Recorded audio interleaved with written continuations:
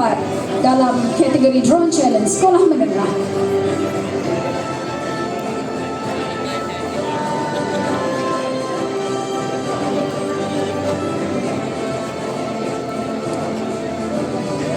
Naib Johan untuk acara Drone Challenge Sekolah Menengah telah dimenangi oleh SMK Session 10 Kota Damansara dari daerah Petaling Utama.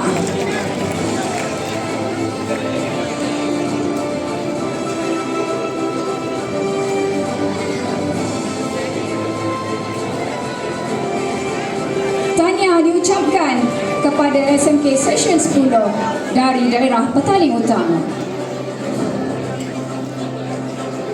Kini tibalah Johan untuk acara Drone Challenge kategori Sekolah Menengah telah dinobatkan kepada SMK Taman Desa Minium dari daerah Petaling Perdana.